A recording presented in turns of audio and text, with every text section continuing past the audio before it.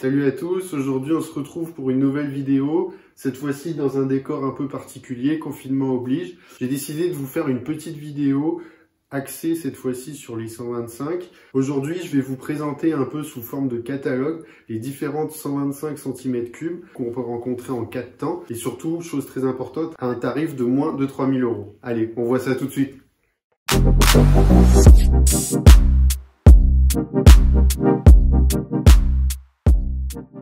Donc du coup, pourquoi ce type de vidéo? Alors tout simplement parce que les 125, donc c'est un marché qui est en train d'exploser en ce moment, surtout le marché des 125 néo-rétro. On a vu l'apparition ces derniers temps de beaucoup de marques, alors marques entre guillemets puisque c'est surtout des distributeurs qui font assembler en Chine et qui après viennent vendre leur modèle ici en France avec une marque déposé. Sauf que depuis maintenant quelques années, on va dire depuis 2015-2016, on assiste à une multiplication de ces marques. Le souci, c'est qu'au fur et à mesure, on n'arrive pas à s'y retrouver, même si au fond, ces modèles se ressemblent énormément. Donc du coup, moi j'ai décidé voilà, de faire un espèce de petit guide à moins de 3000 €, puisque toutes ces motos-là d'origine orientale sont situées dans la même fourchette de prix. On le verra entre 2000 et 3000 €. Au-dessus de 3000 €, il y en a d'autres. Donc après, moins de 3000 €, ça ne veut pas dire non plus que c'est des machines qui valent rien. Justement, on se rend compte qu'on a quand même souvent des machines qui sont assez qualitatives. Ce qui rebute souvent, c'est surtout le fait qu'elles soient assemblées en Chine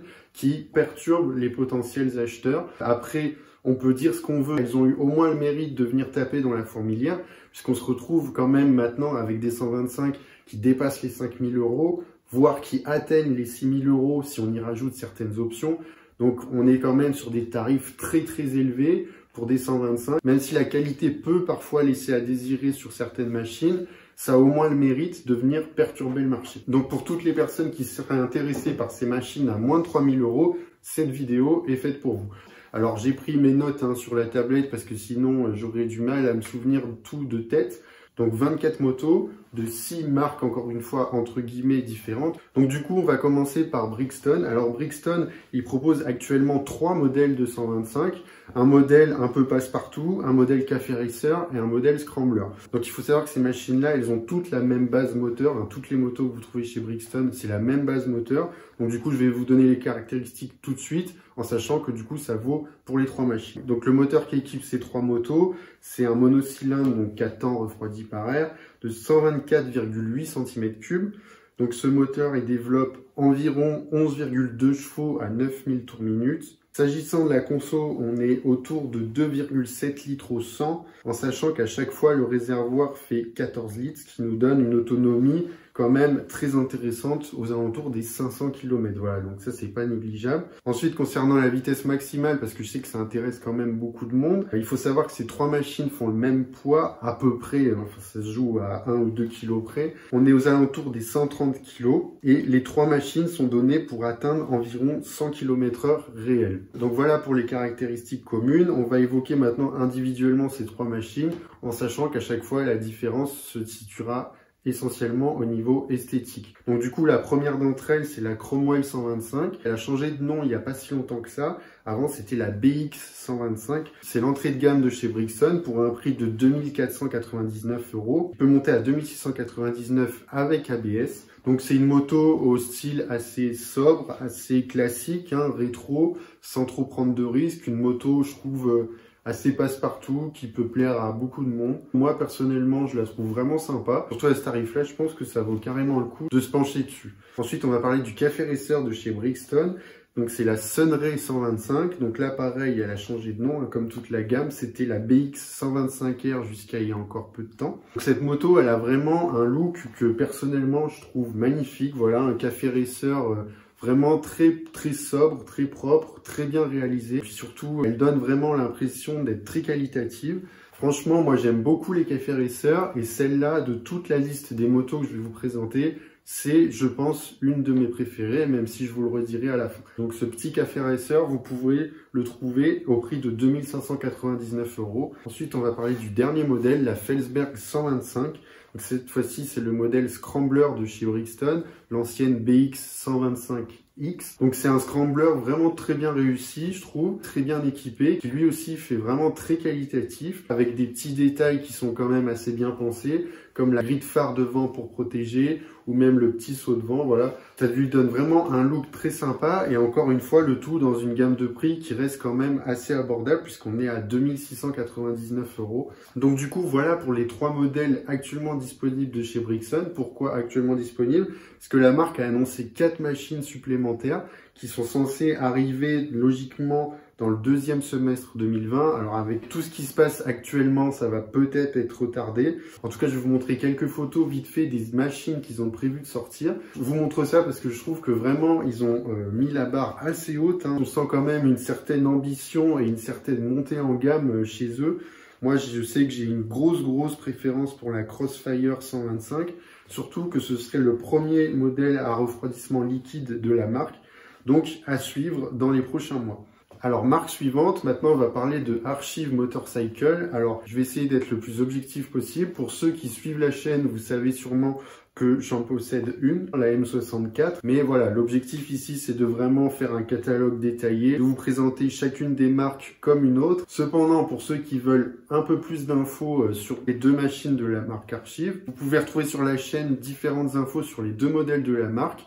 J'en ai fait des vidéos, je vous mets le lien hop juste ici. Donc du coup, je vais vous présenter les caractéristiques communes de ces 2 machines puisque comme chez Brixton, les 2 sont équipés du même moteur. Donc on est sur un monocylindre 4 temps refroidi par air de 125 cm3, cette fois-ci sur base de Honda CBF. Donc ce moteur, il développe environ 9,2 chevaux à 7500 tours minute. On est sur une consommation annoncée d'environ 3 litres au 100 km, sachant que les réservoirs font eux 12 litres. Donc on est sur une autonomie d'environ 400 km, autonomie que j'ai d'ailleurs pu constater moi-même. S'agissant de la vitesse maximale, celle qui est annoncée par Archive, c'est 105 km/h. Moi, je vous apporte mon expérience personnelle. On y est effectivement en vitesse réelle, puisque vitesse compteur maximale, j'ai pu atteindre 117 voire 118 km/h. Donc du coup, on va aborder dans le détail chacune des 2 machines. Donc la M64, comme énoncé précédemment, c'est la Scrambler de chez Archive. Là, encore une fois, j'essaie d'être objectif, mais elle a quand même vraiment, je trouve,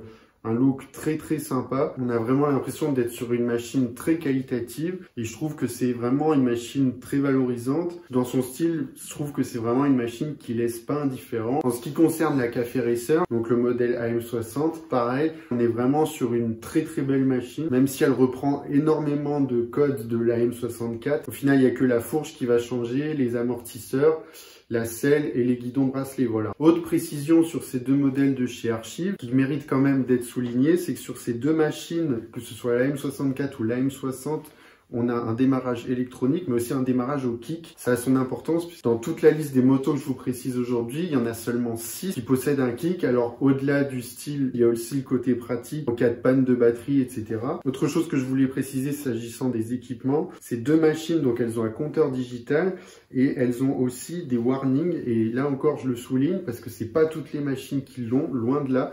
Donc ça a quand même son importance. Je vous précise également que s'agissant de ces 2 modèles, au niveau des coloris, elles sont disponibles en gris, en vert, en noir mat, en blanc, mais aussi en bleu pour la Scrambler. Donc voilà du côté de chez Archive. Ensuite, on va passer chez Mash, sûrement la marque la plus connue, voilà, en 125 néo-rétro.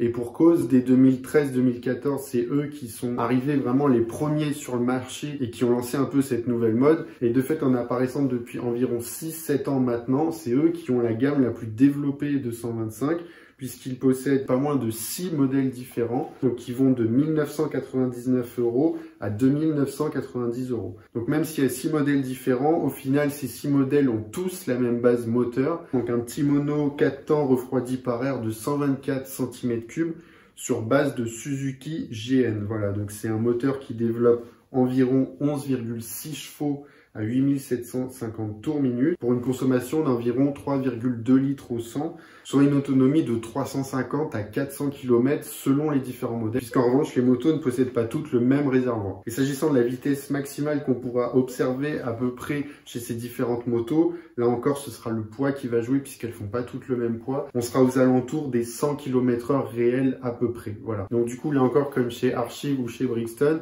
les différences de modèles voilà, reposeront essentiellement sur des questions esthétiques, ou des questions d'équipement. Donc on va commencer par l'entrée de gamme de chez Mash avec la New 70. Elle est proposée au tarif de 1999 €. S'agissant du look, c'est une moto un peu passe-partout, comme la Cromwell 125. On est sur un look rétro, mais qui reste quand même assez basique, voilà. Surtout qu'au niveau des finitions, on arrive à voir, rien qu'en regardant des photos sur internet, qu'il y a quand même quelques détails perfectibles. Et puis même au-delà de ça, s'agissant de l'équipement, on est quand même sur quelque chose d'assez basique. Après, c'est normal, ça reste une moto à moins de 2000 €, donc c'est quand même compliqué d'en demander plus. Ensuite, on poursuit avec la 75 qui, elle, est proposée au prix de 2195 €, donc on est à 200 € de plus que la New 70, et ça se voit à l'œil puisque rien qu'en la regardant, on sent quand même une certaine montée en gamme. Les finitions ont l'air quand même bien mieux. C'est une moto qui fait 110 kg seulement. Je tiens à le souligner parce que c'est une des motos les plus légères de toute la liste que je vous fais aujourd'hui. Le réservoir il est de 14 litres, ce qui nous donne une autonomie d'environ 400 km. Enfin, la 75, elle existe en noir, en marron et en vert. Ensuite, troisième modèle de chez Mash, donc la Black 7, qui elle est proposée à un prix de 2595 €. Donc on monte encore d'un cran dans la gamme de chez Mash. Ce qui explique notamment cette différence de prix, c'est au niveau des équipements, notamment à l'arrière, on se retrouve avec des suspensions hydrauliques. On a un feu arrière à LED, on a un contour et indépendamment des équipements, je trouve que c'est une moto quand même assez bien réussie. C'est l'une de mes préférées chez Mash, avec un style rétro vraiment très bien réussi. Notamment ce grand phare et la selle tressée. Je trouve que c'est une machine vraiment très intéressante et bien équipée pour ce tarif-là. S'agissant des caractéristiques propres à cette machine, on est sur un poids de 112 kg, donc là aussi relativement léger, et encore un réservoir de 14 litres qui nous donne une autonomie d'environ 400 km. S'agissant des coloris, on pourra la retrouver en noir et en ivoire. Ensuite, moto numéro 4, donc c'est le modèle Café Racer 125 de chez Mash, qui lui est proposé au tarif de 2695 €. On se retrouve pour ce tarif-là avec une moto qui elle aussi est bien équipée, donc les suspensions arrière hydrauliques, feu arrière à LED, contour, rétroviseur en bout de guidon. Après, elle ressemble beaucoup à la Black 7, hein. C'est surtout ce qui va changer au niveau des guidons bracelets et de la forme de la selle. S'agissant des caractéristiques propres à celle-ci, donc le réservoir, on a là encore 14 litres pour une autonomie d'environ 400 km et un poids qui lui aussi est annoncé à 112 kg. S'agissant des coloris, par contre, là on sera limité puisqu'elle existe uniquement en gris titane. Ensuite, on passe au cinquième modèle de chez Mash, donc il s'agit du Dirt Track 125 qui lui est proposé au tarif de 2750 €. Donc c'est une machine que j'aime beaucoup avec un style vraiment très sympa, scrambler un peu cross, voilà, avec cette espèce de plaque phare. Il y en a beaucoup qui aiment pas, mais moi je trouve que ça fait toute la différence. Puis ce que je trouve vraiment super beau, c'est les jantes de couleur or qu'on va retrouver sur la version blanche et sur la version noire. S'agissant de ses caractéristiques propres à cette machine, elle, on va se retrouver avec un réservoir un peu plus petit puisque ici il fera 12 litres, donc pour une autonomie d'environ 350 km. Petite précision supplémentaire, s'agissant de la hauteur de selle, puisque c'est une moto qui est relativement haute de selle,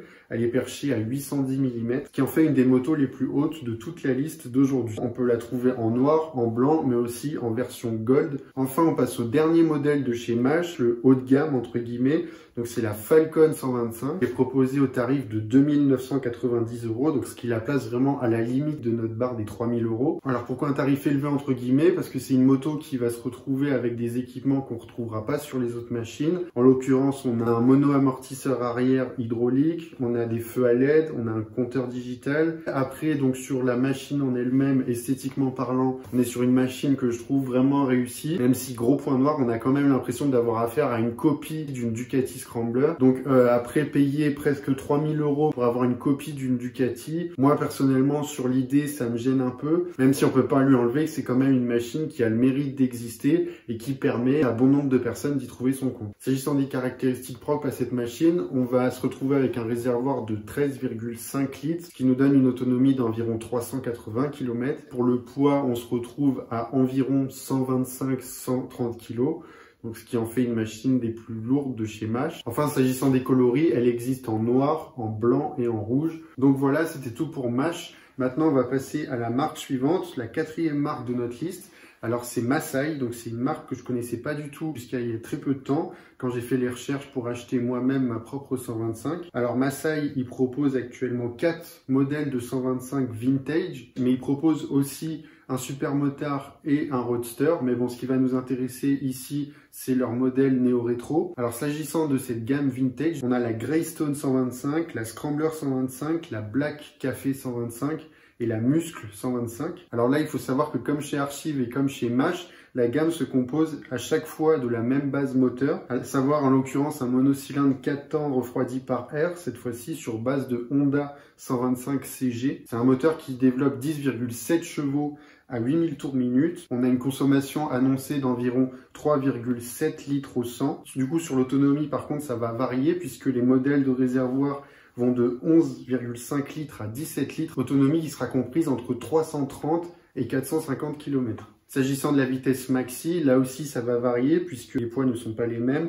On va de 102 kg jusqu'à 118 pour une vitesse qui variera à peu près entre les 95 et les 105 km/h réels. Donc on va commencer tout de suite avec l'entrée de gamme de chez Masai, c'est la Greystone 125 qui elle est proposée au tarif de 1990 €. Donc c'est une des motos les moins chères de la liste, hein. On a seulement 3 motos dans toute la liste d'aujourd'hui qui sont en dessous de cette barre des 2000 €. La Greystone en fait partie, au même titre que la New 70 chez Mash. Donc qu'est-ce qu'on a pour ce prix-là? On a une moto basique, simple, mais à la fois efficace. Je trouve que pour 1990 €, on se retrouve quand même avec quelque chose d'assez qualitatif, en tout cas sur les photos. J'ai pas pu les voir en vrai, mais en regardant le catalogue et les différentes photos sur internet, on a vraiment une bien meilleure impression que ce qu'on peut avoir avec la New 70. Après, c'est mon avis personnel, mais déjà au niveau des finitions, je trouve qu'on est quand même un cran au-dessus. Et à ce prix-là, c'est vraiment pas négligeable. S'agissant des caractéristiques techniques de la Greystone, donc le réservoir ici, il fait 13 litres. Donc avec la consommation que je vous ai présentée précédemment, ça nous donne une autonomie d'environ 370 km.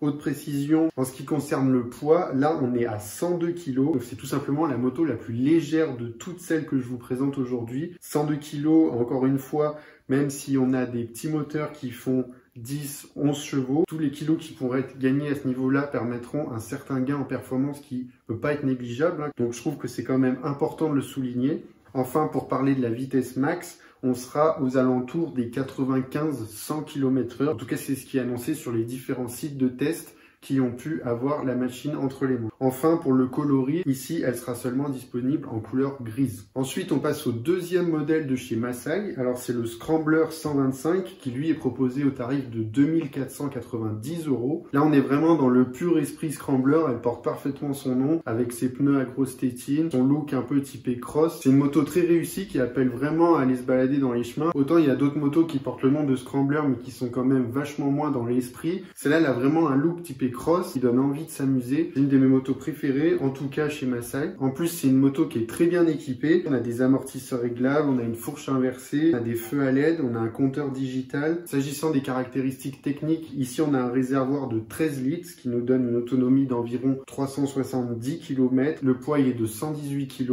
On a une vitesse maximale annoncée de l'ordre de 95 à 100 km/h réel, en sachant qu'avec des pneus comme ceux-ci, on n'est pas forcément à l'aise à des vitesses pareilles. S'agissant des coloris, enfin, on va être sur du vert et du gris. Pour terminer, petite précision sur cette moto, si vous souhaitez en savoir plus, je vous inciterai à aller voir la chaîne de The Family Video. Je vous mettrai le lien juste ici. Donc lui, il en possède une justement, il a fait pas mal de vidéos dessus qui permettent un peu de se donner une impression sur ce modèle. Donc vraiment aller faire un tour, d'autant plus que ces vidéos sont très sympas. Ensuite, on passe à la Black Café 125, donc le modèle Café Racer de chez Masai. Celui-ci est proposé à un tarif de 2590 €. Pour ce tarif-là, on se retrouve vraiment avec une moto très réussie, avec le style Café Racer qui est parfaitement respecté. Comme ces deux sœurs de la gamme, on a vraiment une très bonne impression de qualité en regardant les photos. Après, à voir en vrai si ça se vérifie. Et là encore, elle est très bien équipée. On a des amortisseurs réglables. Là aussi, une fourche inversée de 38 mm. Un compteur digital. S'agissant des caractéristiques propres à cette moto, on a un réservoir de 11,5 litres. Donc c'est le plus petit réservoir de la gamme qui nous donnera une autonomie d'environ 330 km. Pour la vitesse maximale, on sera aux alentours des 100 km/h. Le poids, lui, il est fixé à 111 kg à vide. Enfin, s'agissant des couleurs, elle est disponible en orange et en noir avec le cadre rouge. Pour terminer chez Masai, on passe à la Muscle 125 qui, elle, est proposée au tarif de 2590 €. Donc, je ne saurais pas trop comment la qualifier. On est plutôt sur un style Café Racer. Il se distinguera surtout du reste des 125 avec cette coque de phare rétro et surtout cet énorme réservoir. Moi, je sais que à vie personnelle, j'aime pas trop. On sait pas pas trop quoi en penser. Après, ce sera à chacun de se faire son opinion. Encore une fois, c'est une moto qui est très bien équipée, comme la Black Café, comme la Scrambler, avec sa fourche inversée, les feux à LED, le compteur digital. Pour ce qui est de ses caractéristiques à cette Muscle 125, on sera sur un réservoir, donc comme je l'ai dit, qui est énorme, qui fait 17 litres. Donc ici, Masai se distingue encore puisque c'est tout simplement le plus gros réservoir qu'on a de toute la liste. On peut espérer une autonomie d'environ 450 à 500 km. Pour la vitesse maximale, on sera aux alentours des 95-100 km/h là aussi. Et enfin, le poids, lui, est annoncé à 118 kg. On bascule maintenant chez Bullitt Motorcycle. Alors eux, ils nous proposent 4 modèles 225, la Blue Rock, la Hunt S, la Spirit et la Hero. Pour ces 4 modèles, on sera sur la même base moteur là aussi, à savoir une base Suzuki. Donc monocylindre 4 temps refroidi par air de 124 cm3 pour une puissance annoncée d'environ 11,6 chevaux à 8750 tours minute. S'agissant de la consommation, on est à environ 3,5 litres au 100. Pour l'autonomie, les réservoirs varient entre 14 et 15 litres, ce qui nous donnera une autonomie comprise entre 400 et 470 km. Enfin, s'agissant du poids, même si on l'évoquera individuellement pour chacune, on est aux alentours des 110 kg, ce qui nous donne une vitesse sensiblement égale pour les 4 modèles qui sera comprise entre 95 et 100 km/h réel. Donc on commence tout de suite avec la Blue Rock 125, l'entrée de gamme de chez Bullitt. Alors elle est proposée au tarif de 2299 €. C'est une moto, là aussi, passe-partout, très sympa, qui moi me rappelle beaucoup la Cromwell 125, surtout à l'arrière où on aura beaucoup de mal à les différencier. En tout cas, c'est une moto très réussie, qui conviendra je pense au plus grand nombre. Pour les caractéristiques propres, on est sur un poids de 110 kg avec un réservoir de 14 litres, soit une autonomie de 400 km. On aura une vitesse maxi d'environ 95 km/h. Elle sera disponible en noir, jaune, en gris ou en vert. Ensuite, on passe à la Hunt S 125 qui, elle, est proposée au tarif de 2499 €. Comparé à la Blue Rock 125, on va se retrouver avec des équipements un cran au-dessus, ce qui va justifier la différence de prix. On aura ici notamment une fourche inversée. Après, sur le look en lui-même, je trouve que la Blue Rock est quand même plus réussie que la Hunt. Là encore, c'est très subjectif. Ça n'empêche pas moins que c'est quand même un modèle qui reste assez joli. Ensuite, pour les specs de cette machine, on sera sur un poids là de 110 kg, un réservoir de 14 litres là aussi, donc une autonomie de 400 km et une vitesse maximale aux alentours des 95 km/h. Ici, on aura le choix entre le noir, le gris, le vert et le rouge. Maintenant, troisième modèle de la gamme, la Spirit 125, donc c'est le café racer de chez Bullitt. Alors là, c'est une de mes machines préférées, je vous le dis d'emblée. Je la trouve particulièrement réussie, que ce soit à l'avant avec ce phare très particulier, la fourche inversée, la coque à l'arrière, même la forme du réservoir, tout. Vraiment, tout est bien pensé sur cette moto. On a un café racer qui est très valorisant. Pour être honnête avec vous, j'avais hésité à l'acheter en lieu et place de l'Archive. Finalement, je me suis recentré sur Archive parce qu'on en reparlera plus tard, mais sur Bullitt, il y a quand même eu pas mal d'histoires, notamment au niveau électronique. Mais en tout cas, ils ont vraiment réussi à faire une machine très très belle, surtout dans sa version Gulf Edition. Donc pour ce qui est des caractéristiques de cette Spirit, on est sur un réservoir de 15 litres, ce qui nous donnera une autonomie de 470 km environ. La vitesse maximale est sensiblement la même que ses sœurs, c'est-à-dire 95 voire 100 km/h. Pour ce qui est de la disponibilité des couleurs, on pourra la trouver en noir, en vert ou dans son édition spéciale Gulf. Enfin, on passe au dernier modèle de chez Bullitt, donc la Hero 125, qui elle est proposée au tarif de 2899 €. C'est le modèle Scrambler de la marque. Comme la Spirit 125, on est sur une moto très très bien réussie, qui est parfaitement dans son esprit Scrambler, voire même typé cross. Par ailleurs, du coup, elle sera équipée d'un saut de vent, d'un sabot moteur. Ce qui lui donne un certain charme aussi, c'est son style un peu dépouillé. En sachant que cette moto, on la retrouve également en édition Gulf, comme la Spirit. Autre point à souligner, c'est sur la sonorité. Je vous invite vraiment à aller voir des vidéos, des essais pour écouter le bruit qu'elle fait. Elle est équipée d'un pot façon super trap qui lui donne une sonorité unique en son genre. Pour ce qui est des specs de la Hero 125, on sera sur un réservoir de 14 litres, ce qui nous donnera une autonomie d'environ 400 km. Le poids, lui, il est de 110 kg.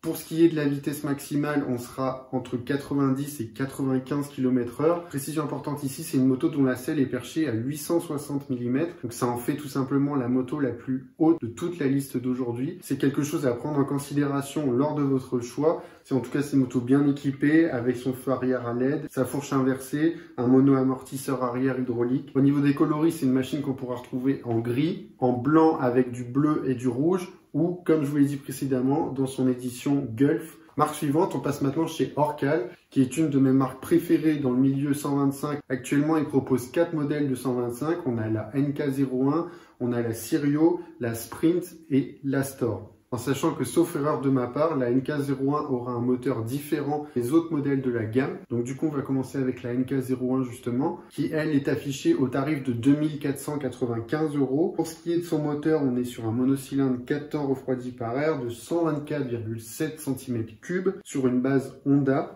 On a une puissance maximale annoncée de 9,8 chevaux à 8000 tours minute. Avec ce modèle, on est clairement dans l'esprit néo-rétro. En tout cas, ça lui donne un aspect vraiment très intéressant. Moi, je sais que c'est un modèle que j'apprécie beaucoup. Elle a un style qui lui est propre, qu'on retrouve pas forcément chez les autres concurrents. Pour ce qui est des caractéristiques propres à la NK01, la consommation, elle est de 3,1 litres au 100 km.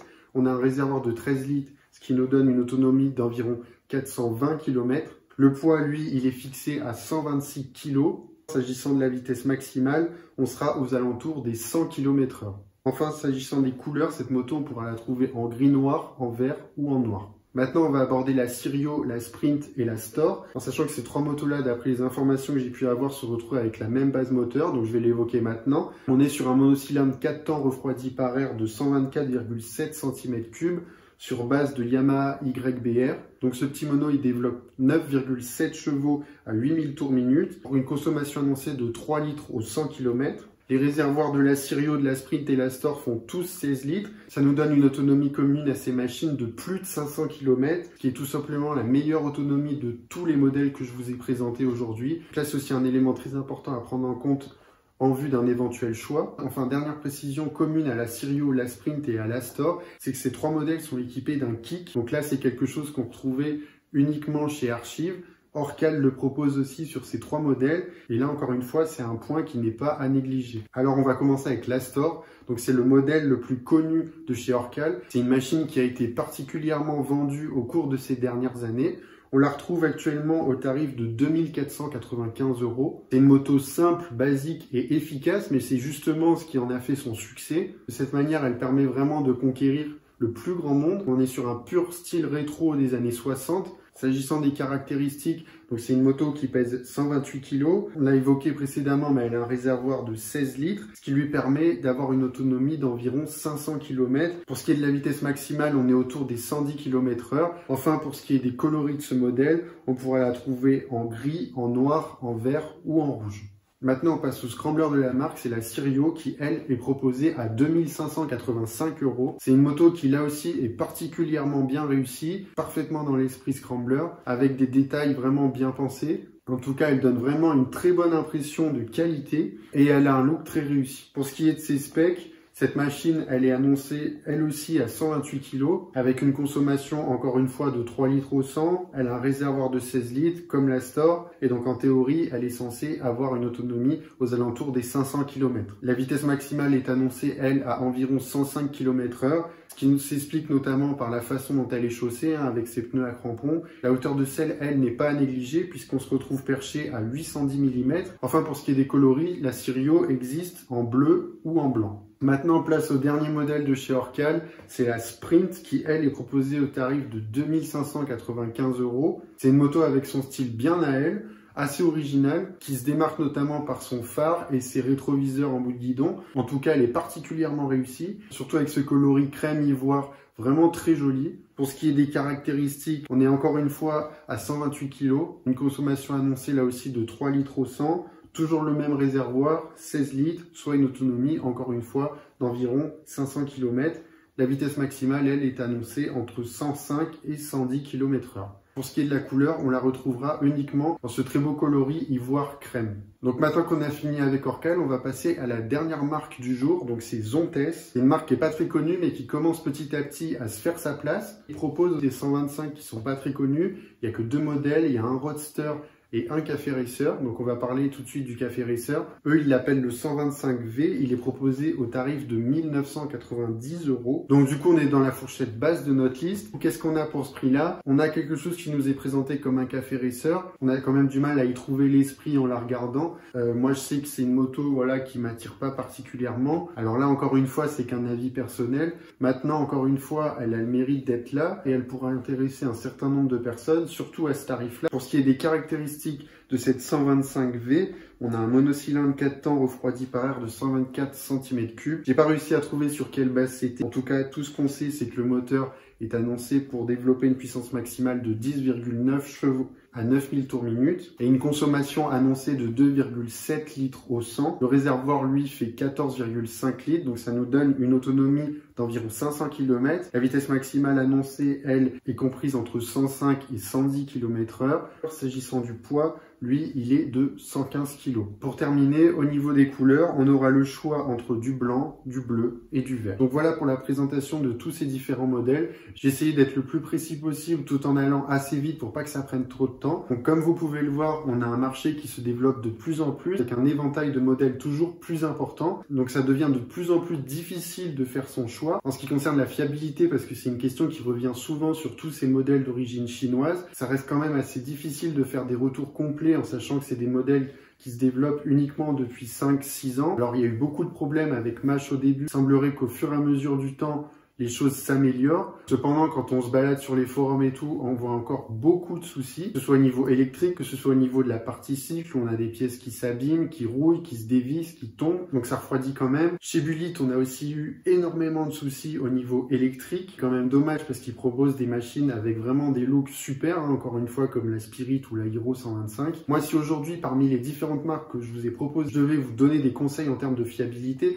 en sachant qu'encore une fois, c'est très disparate. Aussi les questions d'entretien qui entre en compte, une machine mal entretenue qui dormira dehors s'abîmera forcément plus vite et aura forcément beaucoup plus de problèmes qu'une qui est bien entretenue et qui dort toujours dans un garage. On constate quand même qu'Orcal semble se distinguer du lot avec vraiment des machines très qualitatives et un nombre de personnes satisfaites quand même assez important. Chez Brixton aussi, on observe quand même un certain nombre de retours positifs, même si là encore, il y a eu aussi des mésaventures. Et ça, malheureusement, ça se retrouve chez toutes les marques que je vous ai proposées aujourd'hui, même si ça reste assez marginal de ce que j'ai pu observer. À l'inverse, pour ce qui est des marques où il faudrait quand même avoir à l'esprit une certaine méfiance, pour moi, ce serait chez Bullitt, où vraiment il y a eu énormément de retours de soucis au niveau électrique. Alors encore une fois, l'idée c'est pas de critiquer la marque, mais c'est vraiment un constat qui a été fait en faisant diverses recherches sur les forums, sur internet, sur des vidéos YouTube, où vraiment la partie électrique pose souvent beaucoup de soucis. Je vous apprends rien, chez Mash qui a également eu beaucoup de problèmes, même si encore une fois la tendance est à l'amélioration, mais il faut quand même, je pense, prendre ses précautions, même s'il faut le souligner, ils ont quand même un SAV qui est très réactif, et heureusement. Pour ce qui est des autres marques que j'ai pas citées, Archive, Masai, Zontes,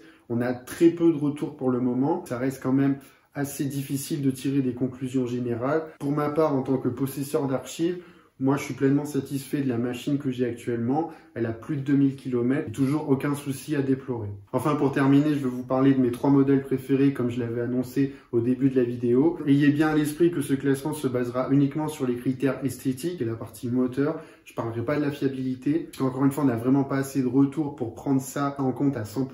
Donc du coup, pour moi, la médaille de bronze, elle revient à la Bullitt Spirit. Comme je vous disais, c'est un Café Racer que je trouve particulièrement réussi, avec vraiment un look d'enfer. Pour l'avoir vu en vrai, j'avais vraiment eu le coup de cœur, même si après mon choix s'est orienté sur un modèle différent. Pour ce qui est de ma médaille d'argent, elle revient à la Sunray 125, c'est le Café Racer de chez Brixton, qui lui aussi est très bien réalisé, très bien fini, qui donne vraiment une très bonne impression et que je trouve particulièrement valorisant. Et enfin, pour moi, la grande gagnante de toute cette liste revient à une archive, pas la mienne, parce que sinon vous me diriez que je suis pas objectif du tout, et ce serait le cas. Ce sera donc l'AM60, le Café Racer de chez Archive, que je trouve absolument magnifique. J'ai la chance d'avoir un proche qui l'a, donc je la vois régulièrement, je l'ai essayé. C'est une super moto déjà esthétiquement, et avec quelques modifications, peut être vraiment superbe. Allié à ça, un moteur qui jusqu'à présent s'est toujours avéré très fiable. On se retrouve avec une moto qui a tout pour plaire, et pour un tarif qui reste quand même assez raisonnable. Donc voilà pour moi, n'hésitez pas à vous donner votre avis dans les commentaires sur le modèle que vous préférez, mais aussi vos retours sur les machines que vous pouvez posséder. L'objectif c'est d'aider les personnes qui seraient indécises ou qui sont en cours de recherche sur tel ou tel modèle.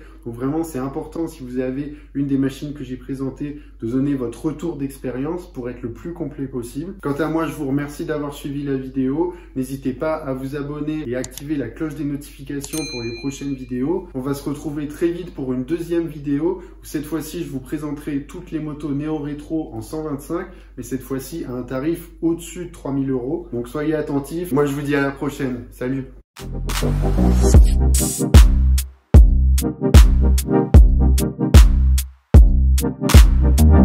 Thank you.